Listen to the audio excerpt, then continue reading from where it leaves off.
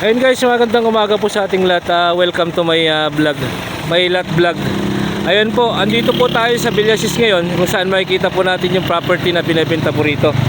Along National Road po ito, kasi papunta pong ano yan, papuntang Asingan, and then way po ito ng Villasis. Ayan po, ito po yung property.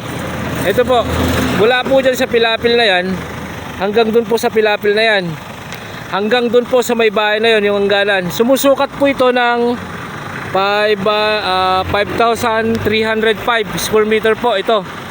Ayun, good as residential and then commercial po. Kasi po ito mga commercial ginagawa nila. And then yun po yun, yung ano yun, hardware po yun. Construction supply. Yung ano yun.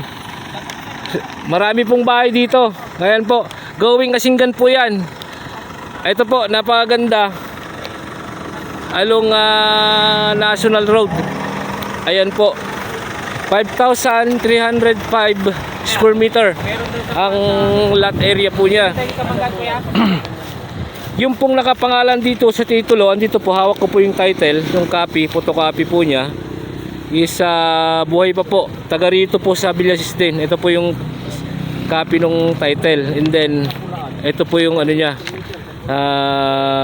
sukat niya. Yan po, 5,305 square meter. Yan po, dito po ito sa Villasis, Pangasinan.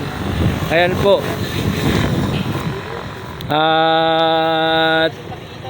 Sa transportation po, pwede po kayong umiksit via T-Flex kung galing kayo ng Manila.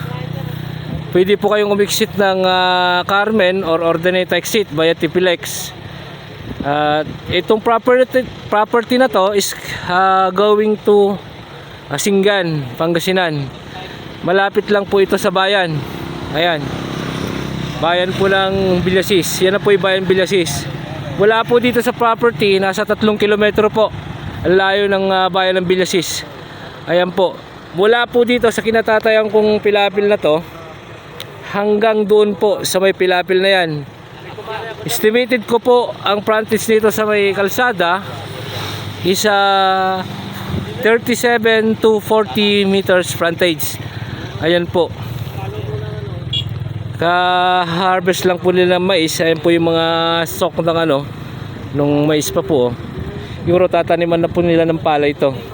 Pero yung mga katabi po niya, wala pa pong tanim.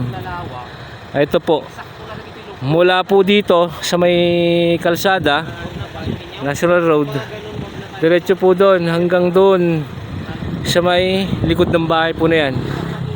Ayan, yan po, likod ng bahay na yan. Tapos itong Pilapil, mas Pilapil po doon. Ayan po. Ayun, ulitin ko po, lot area 5,305 square meter, 37 to 40 meters frontage. No extrajudicial, buhay pa po yung may-ari ng lupa. Sila po yung nakapangalan sa titulo. Dito lang po sa Villasis, Pangasinan. Ayan po, Villasis, Pangasinan. Ayun. Ayun. Ayan po, mga ano po yan, mga commercial po yung mga yan. Bali, water refilling po yun. And then yung isa po doon kanina, yung construction supply, hindi ko po alam kung anong gagawin nila dito sa mga building na to. Pero ang sabi po nila, isa commercial po yan, gagawin nilang commercial. Ito po, ayan o, pwede pong gawin yan, commercial po dito, commercial area. And then pwede rin pong gawing commercial din po dito sa may harap, pwede ring residential. Ayan yung property.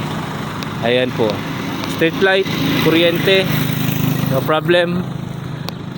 Sa tubig, may barangay Nawasa po dito.